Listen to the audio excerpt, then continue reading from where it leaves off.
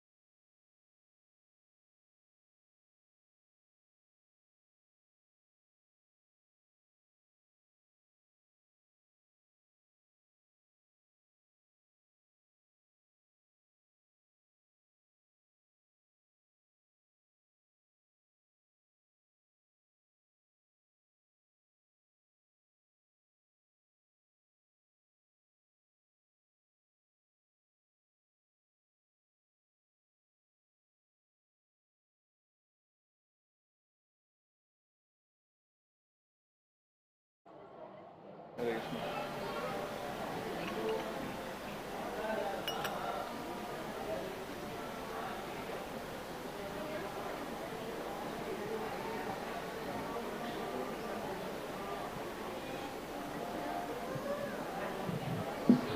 हरे कृष्ण।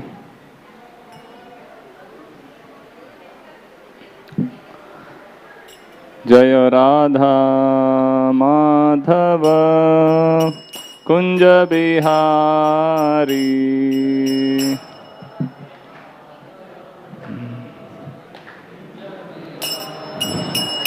जय राधा माधव कुंज बिहारी,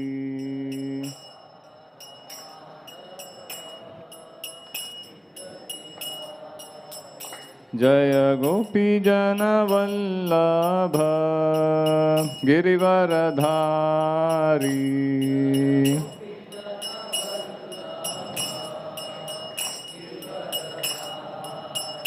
जय गोपी जन वल्लभ गिरिवरधारी,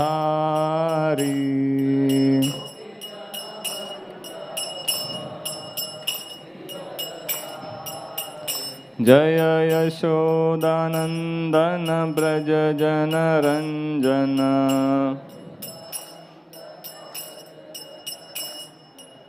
यशोदानंदन ब्रज जन रंजन,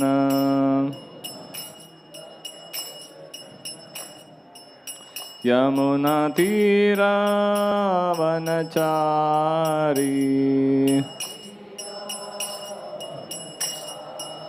यमुना तीरावनचारी,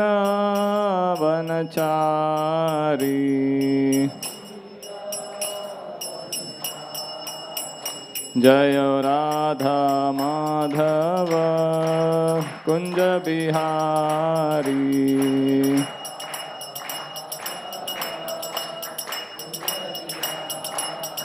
जय गोपी जन वल्लभ गिरिवरधारी,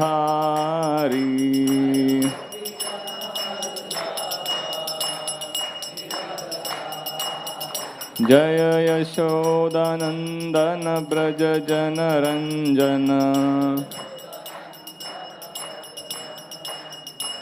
यशोदानंदन ब्रज जन रंजन, यमुना तीरावनचारी,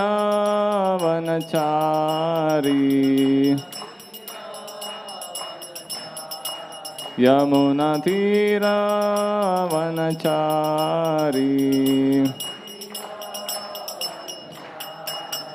जय राधा माधव कुंज बिहारी,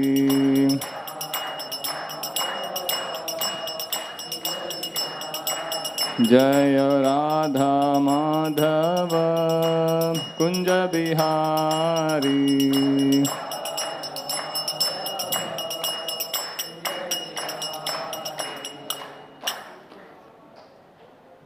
ओम नमो भगवते वासुदेवाय,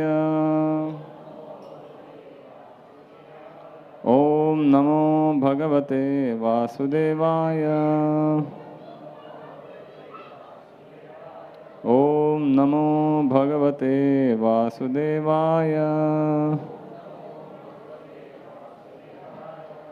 ओम अज्ञानतिमिरन्तस्य ज्ञानाञ्जनशलाकया चक्षुरुन्मीलितं येन तस्मै श्रीगुरवे नमः।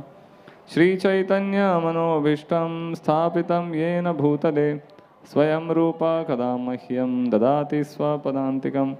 वन्देऽहं श्रीगुरो श्रीयुतापदकमलं श्रीगुरून् वैष्णवांश्च श्रीरूपं साग्रजातां सहगणा रघुनाथान्वितं तं सजीवं साद्वैतं सावधूतं परिजनासहितं कृष्णचैतन्यदेवं श्रीराधा कृष्णपादान् सहगणा ललिता श्रीविशाखान्वितांश्च। हे कृष्ण करुणा सिंधो दीनबंधो जगत्पते गोपेश गोपिकाकान्त राधाकान्त नमोस्तुते। तप्त कांचन गौरांगी राधे वृंदावनेश्वरी वृषभानुसुते देवी प्रणमामि हरिप्रिये वाञ्छाकल्पतरुभ्यश्च कृपा सिन्धुभ्य एव च पतितानां पावनेभ्यो वैष्णवेभ्यो नमो नमः। जय श्री कृष्ण चैतन्य प्रभु नित्यानंद श्री अद्वैत गदाधर श्रीवासादि गौरभक्तवृंद। हरे कृष्णा कृष्णा कृष्णा हरे हरे, हरे Ram Ram Ram Hare Hare.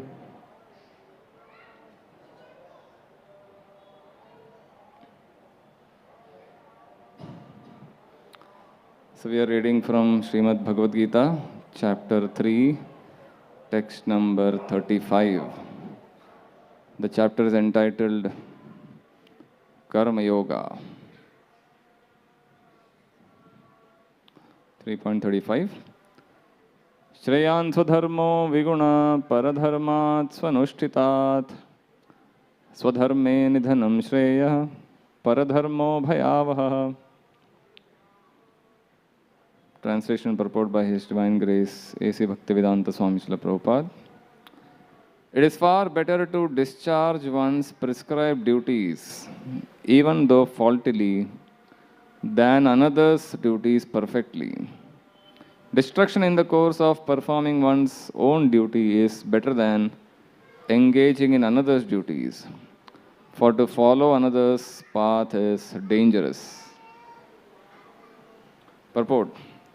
One should therefore discharge his prescribed duties in full Krishna consciousness, rather than those prescribed for others. Materially, prescribed duties are duties enjoined according to one's psychophysical condition, under the spell of the modes of material nature. Spiritual duties are as ordered by the spiritual master for the transcendental service of Krishna. But whether material or spiritual, one should stick to his prescribed duties even up to death, rather than imitate another's prescribed duties. Duties on the spiritual platform and duties on the material platform may be different, but the principle of following the authorized direction is always good for the performer.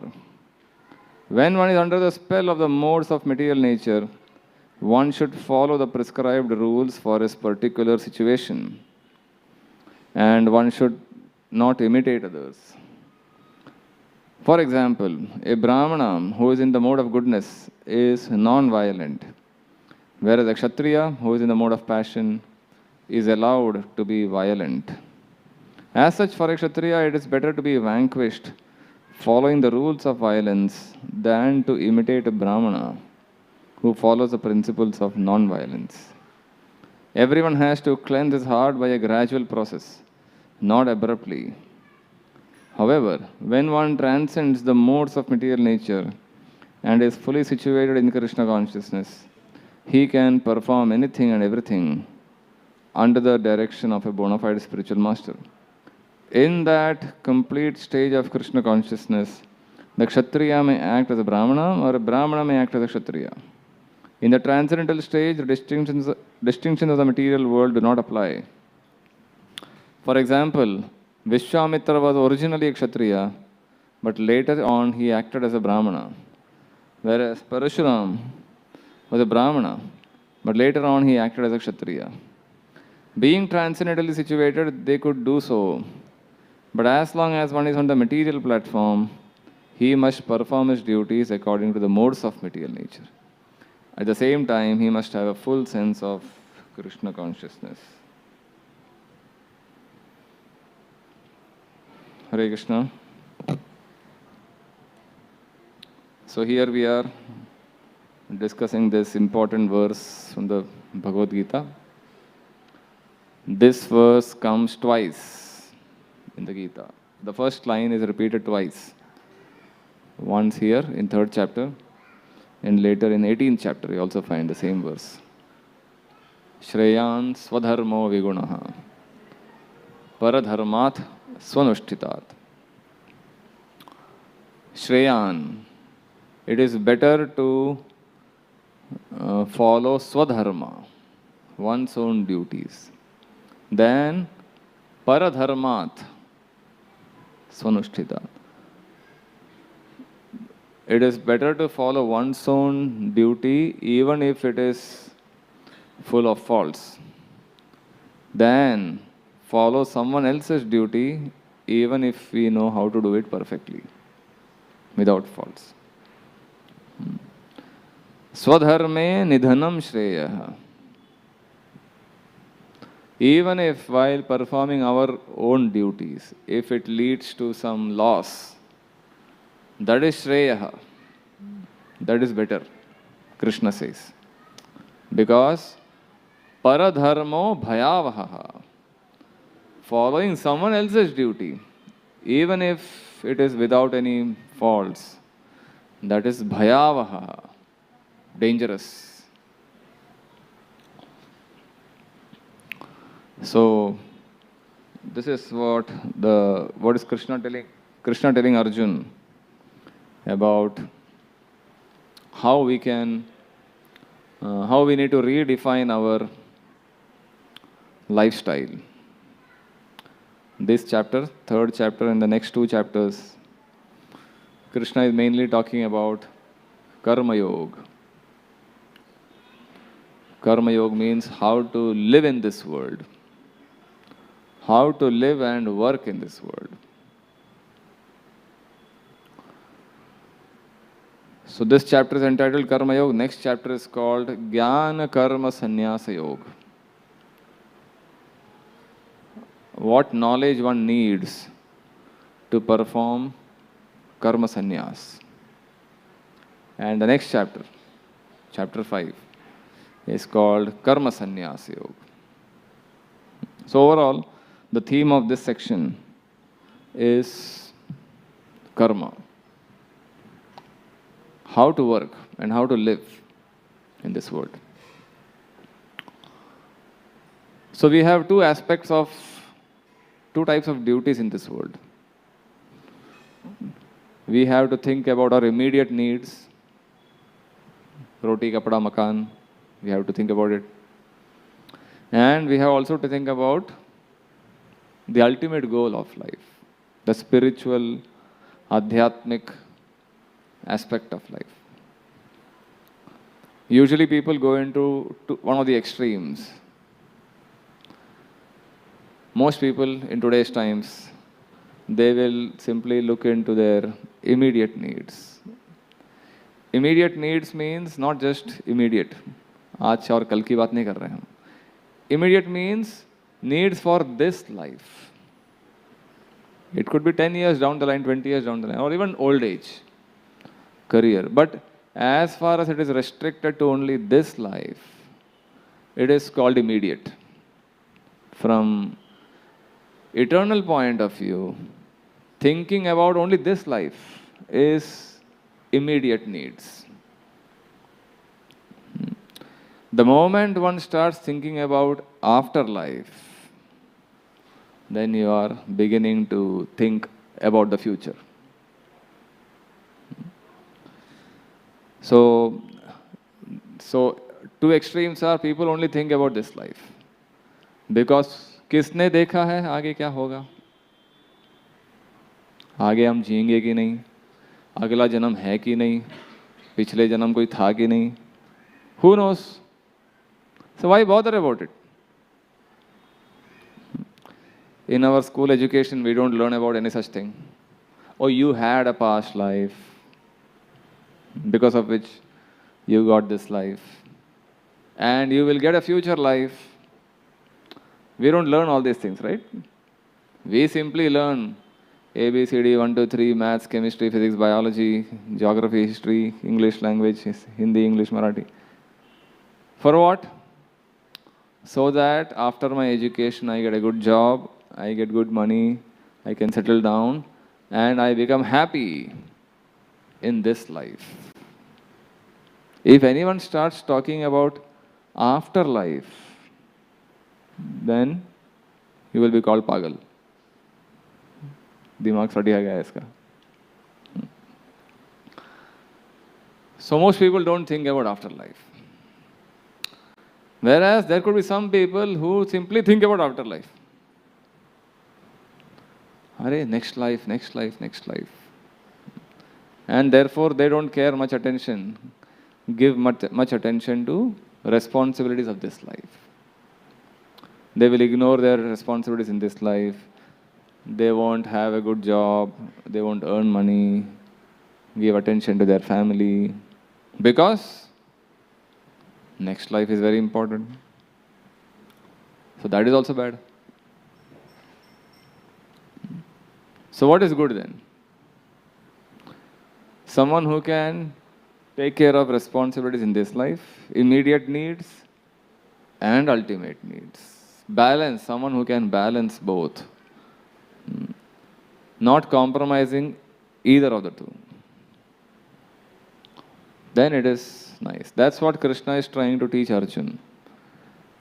Because Arjuna was talking about giving up everything and renouncing the world and going to the forest. He was thinking about ultimate goal, ultimate thing, afterlife and liberation. And he was ignoring his immediate needs. Immediate need about fulfilling responsibilities in this world, how he should establish dharma in this world, how he has to win back the kingdom, how he has to fight injustice. This he was supposed to do, but he was ignoring all this.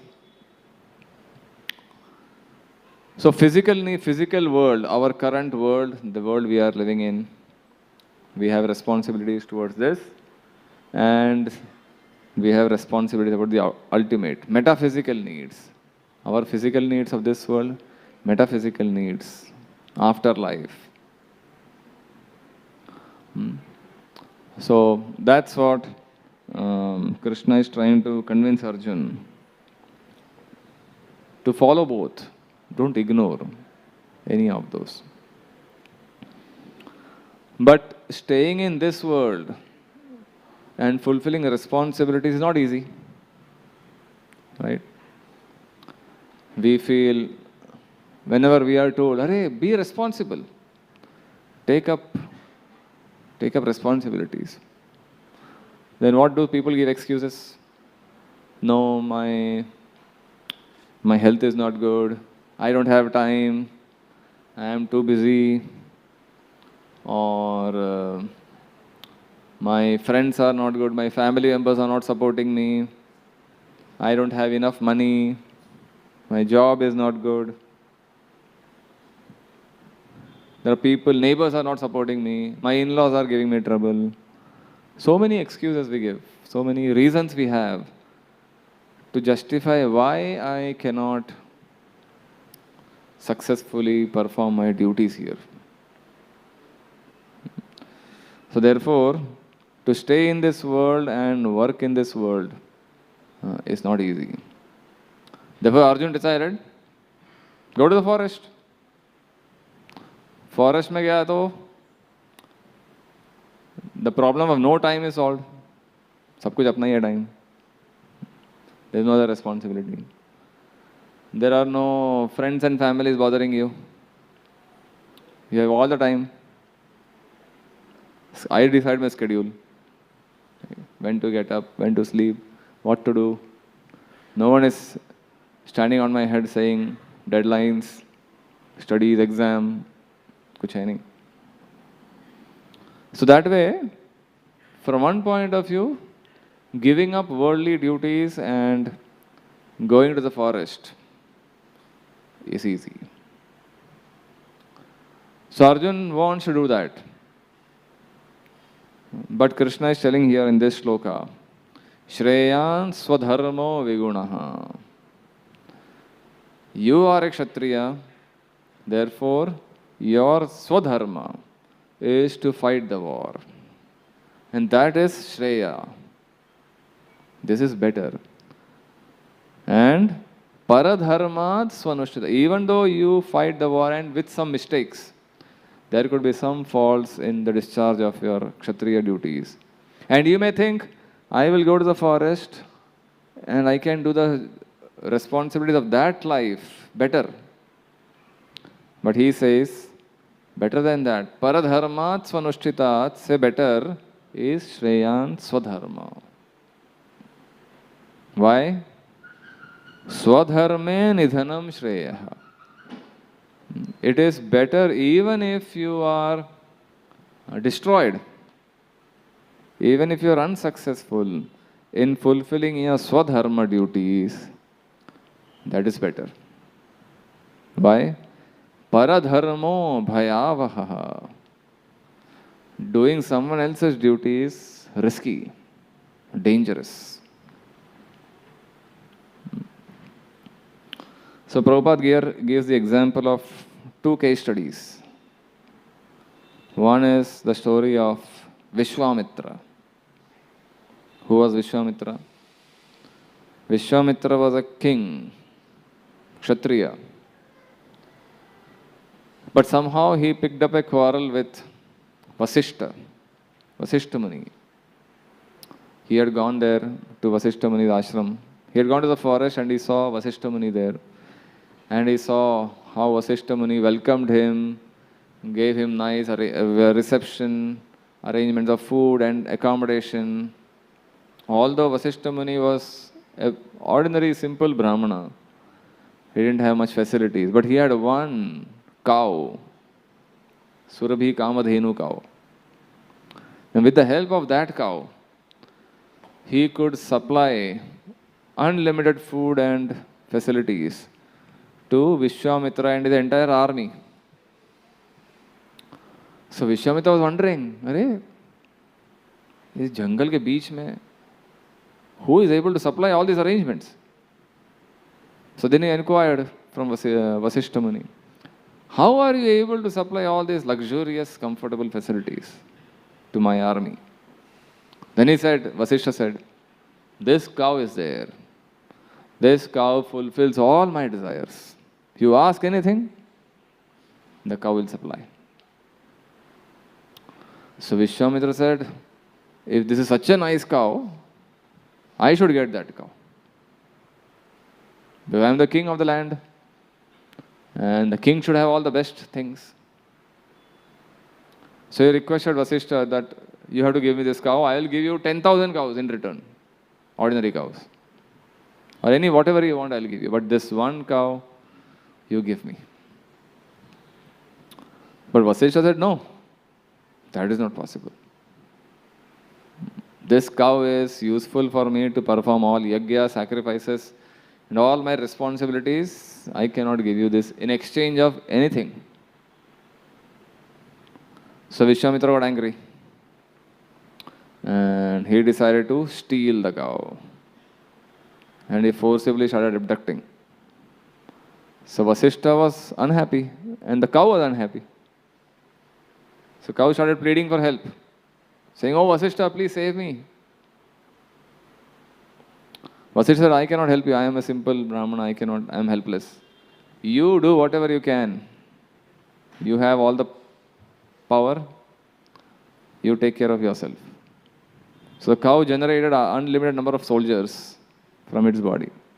And those army men fought with Vishwamitra's army, defeated them, and drove them away. And the cow was back under Vasishta's custody. So Vishwamitra saw all this. What an astonishing cow this is. Not only it provided food and other things, it could also provide soldiers and weapons. What can be better than this? So then he realized that this power of the cow is coming from Vasishta. Vasishta's Brahmanical Shakti. As a Brahmana, he had more power than Vishwamitra's Kshatriya strength. So Vishwamitra said, what is the use of being a Kshatriya? If a simple Brahmana can overpower me with his Brahma Tejas. So he decided to become a Brahmana. That's interesting. Kshatriya wanting to become a Brahmana. So Kshatriya wanting to become a Brahmana is something like in today's times, a singer trying to become a software engineer who doesn't know anything software. He has been a singer all his life And suddenly he sees that a software engineer is earning more money than me. So he decides to become a software engineer. He is not understood, he doesn't know any coding language, nothing. And then he studies all the thing, goes to a software institute, computer engineering and post-graduation. Imagine the struggle he has to undergo. And finally, he becomes a software engineer. So that's what Vishwamitra does. Change his entire career, direction of his career. But Krishna here is saying, Paradharmo bhayavaha. But Prabhupada here quotes the example as an exception to this rule. So finally, Vishwamitra decides to become a Kshatriya, Brahmana, and he starts performing tapasya. Because how do you get power? You get power by austerities and tapasya and meditation. To become powerful in any field, you have to perform struggle. When you follow the right channel and perform the tapasya, then you get power. We hear the story of Hiranyakashipu, Ravan. ये लोग कैसे powerful बने? Hiranyakashipu performed tapasya for thousands of years. And then he got all the blessings. Hiranyakashipu, Ravan, Kumbhakarna, Hiranyaksha. So similarly, sitting alone and doing nothing, we won't get power. We won't get the power. But when you do intense tapasya, meditation, praying and worshipping a certain devata, following the procedure, then by the blessings of superior power, superior people, one gets the power. So all these people understood the secret behind deriving power. In today's times, people want to bypass all the laws. We don't believe in worshipping some superior devatas and devis and getting their favor to become powerful. Most people don't even believe in the existence of these people. We want to become powerful by one's own strength. So here Vishwamitra decides to perform tapasya. And he performs tapasya for several hundreds of years. And finally, someone comes and blesses him. Now you are a Rajarshi. Vishwamitra, Rajarshi? This is not what I want to become. I want to become a Brahmarshi. Vasishtha was a Brahmarishi. So what is the use? He said, you perform more tapasya. You know, hazaron saal ka tapasya. Again tapasya. Again starts meditating. Again a few 1,000 years pass by. So in this way, every time he comes, someone comes and blesses him that you have now become Maharishi, Raja Rishi, this Rishi, that Rishi. But Brahma Rishi ka title aa nahi raha. And again he was tested a couple of times. Indra tested him by sending a few apsaras.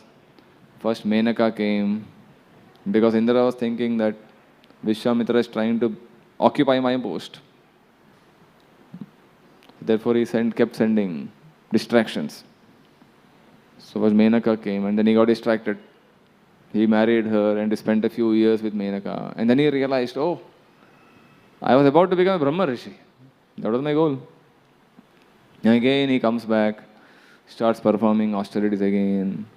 And again does a few times. And again another Apsara came and distracted him, Rambha. Again he got distracted, few 100 years passed.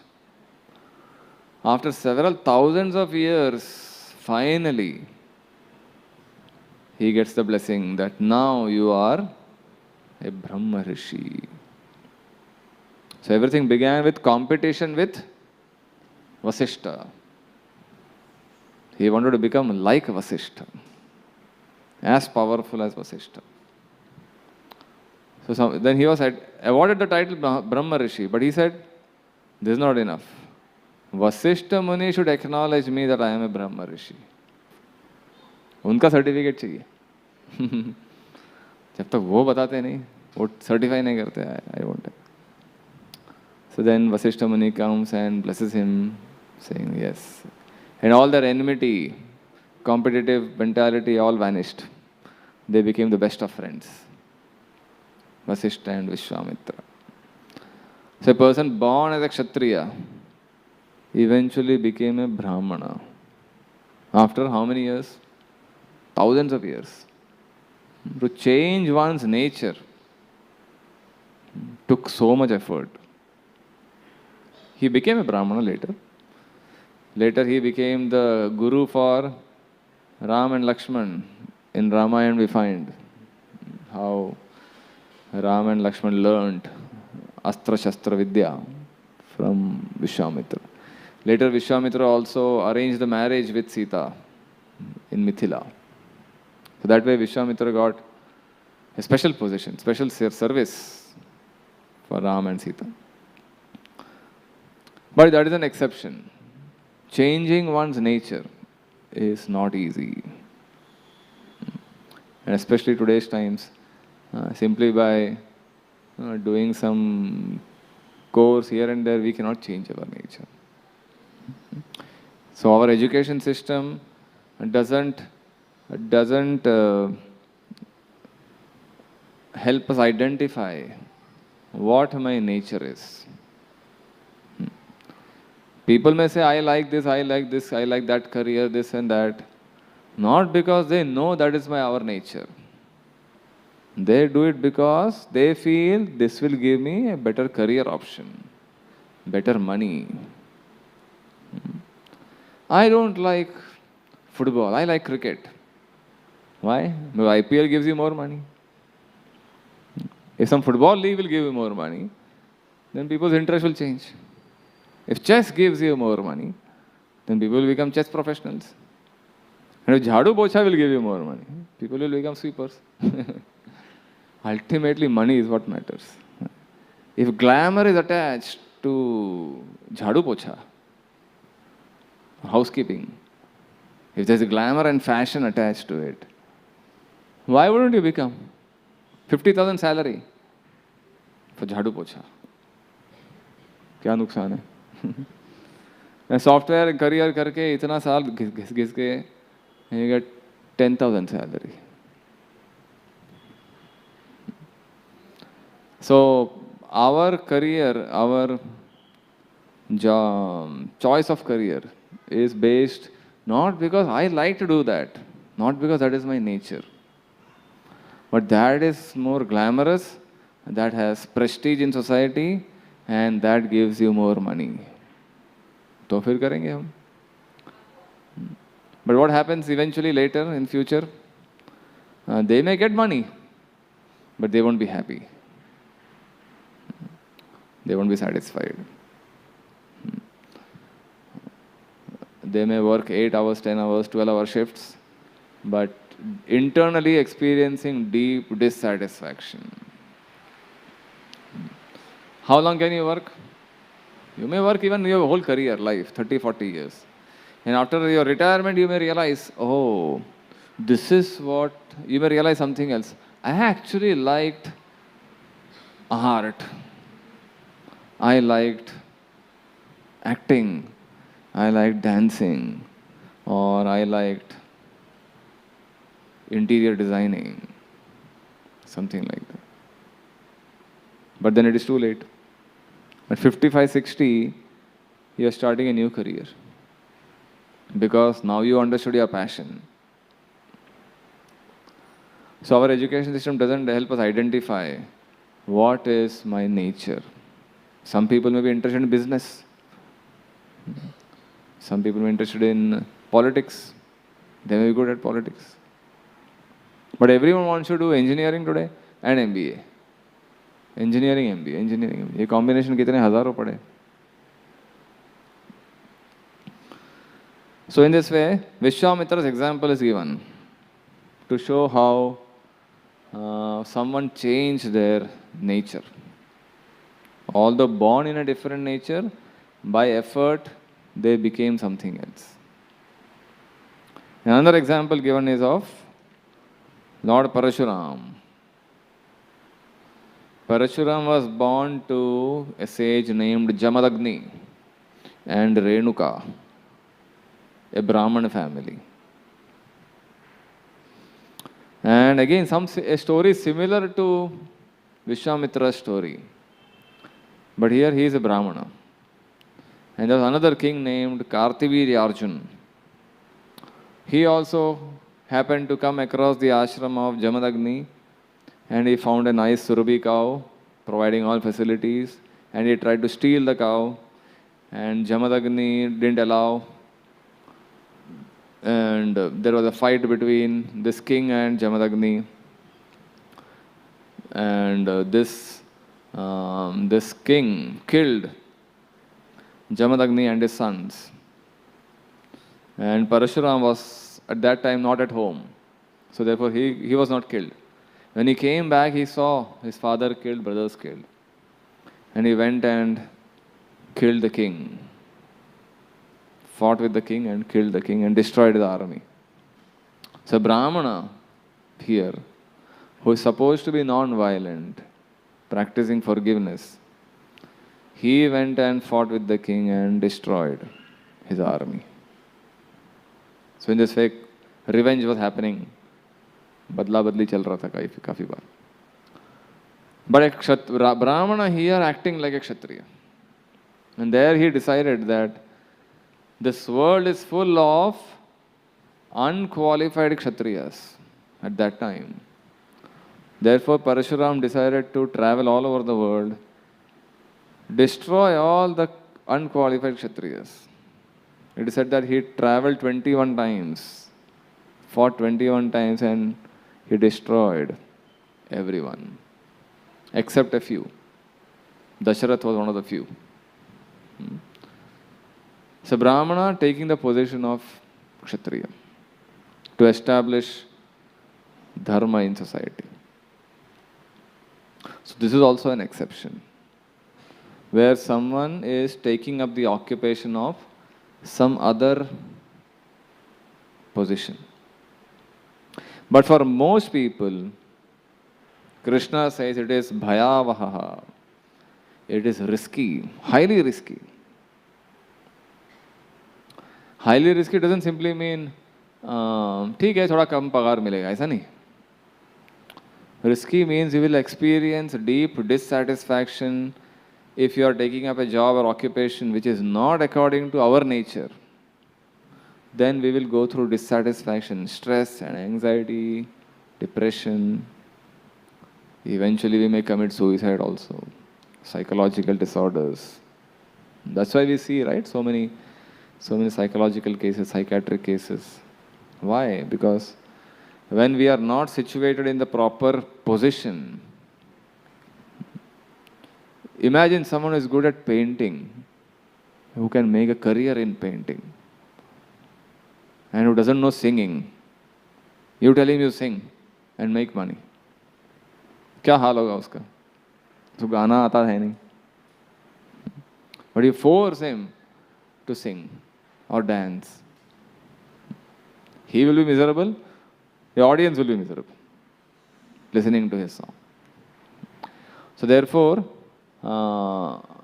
if we can identify our nature and accordingly find a profession, a career out of it, then we will be happy and we can make a positive contribution towards society. So in Arjun's case, Arjun's nature was a Kshatriya's nature. He had learned the skills of a Kshatriya. He knew how to fight a war, how to shoot arrows, how to defeat the opposing enemy, how to protect the kingdom, protect the citizens, protect the country. If someone else takes up that job, imagine our borders, people who are untrained. You send software professionals and give them guns. What will happen? Right? It will be highly risky thing. So those who are trained and qualified and those who have that nature, they should do that job. Soldiers' job should be done by people who are trained like a soldier, who have the nature to fight a war. They will be happy doing that. So Arjuna had that nature. And Arjuna was saying, no, I will retire and do something else. Therefore Krishna says that is dangerous. So this chapter of Karma Yoga essentially means one should be involved in the world but not get entangled in the world. Karma and Karma Yoga. So every karma has a reaction. Every action has a reaction. But Karma Yoga means those actions that won't give you reactions. Because you are connecting your karma to serve God, serve Krishna. Yoga. The term yoga means connect, join, or link. So when we use our karma to connect with God, to connect with Krishna, to serve Krishna, then our actions become Karma Yoga. If that is not happening, then it is simply karma. And karma will give you reactions. Reactions means we have to come back to suffer the reactions. Reactions could be good, positive or negative, in the sense joy or suffering, but it's a reaction, which means we have to accept another body until we exhaust the reaction. So the cycle continues. So every yoga is ultimately meant to help us connect with Krishna, connect with God. So Arjuna is advised here that you perform Karma Yoga. And how to perform Karma Yoga? There are several hints that Krishna gives. How we can perform Karma Yoga. One is this verse, Swadharma. Perform your Swadharma. You identify your nature and act in the world according to your nature and contribute in the world for a divine cause in that capacity. Then he says, even when you are working in your nature, choose that kind of occupation that will give you, that is in the mode of goodness, that is in Sattva Guna.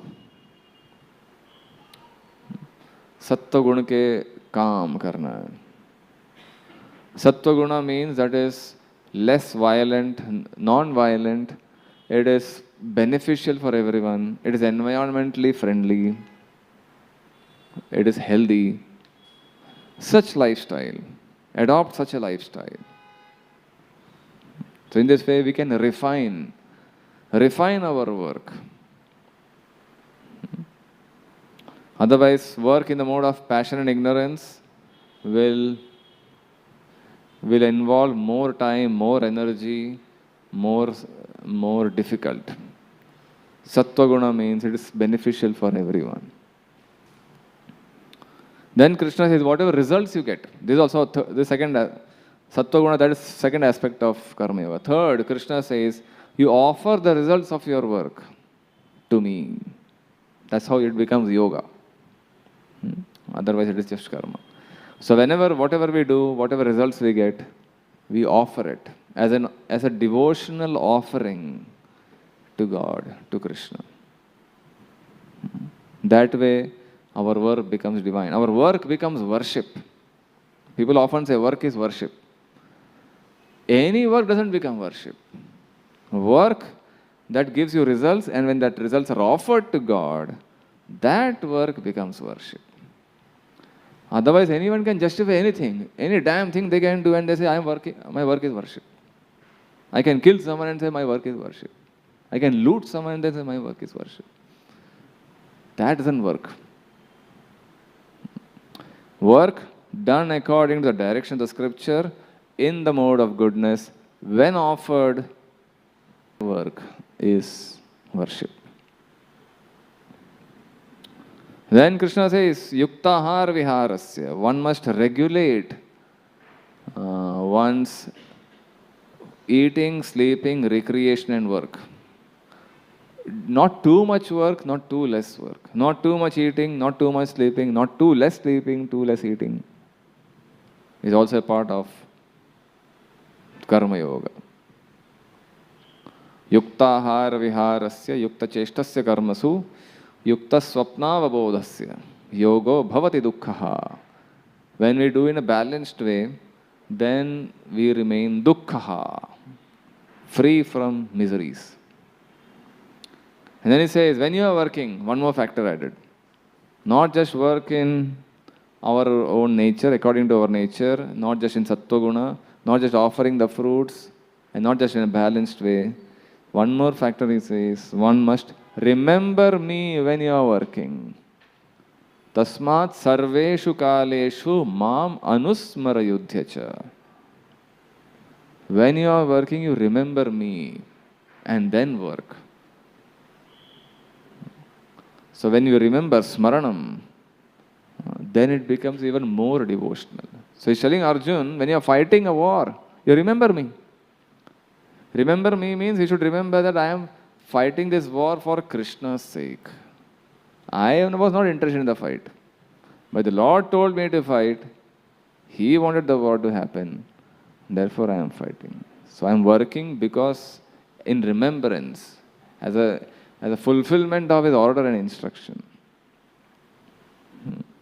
And finally, whatever time we have left, Krishna says we perform sadhana.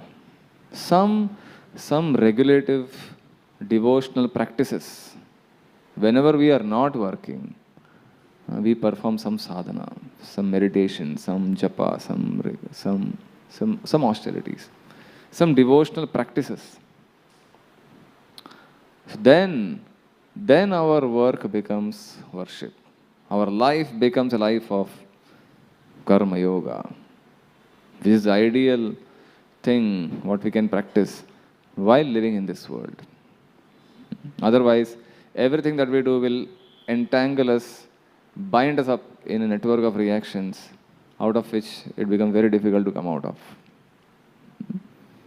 So in this way, Krishna is warning Arjun so that he gives up the idea of giving up everything, retiring from this his worldly responsibilities and going to the forest. So this theme continues in the next few verses. Arjun then asks a question. What is it that pushes one to commit sin?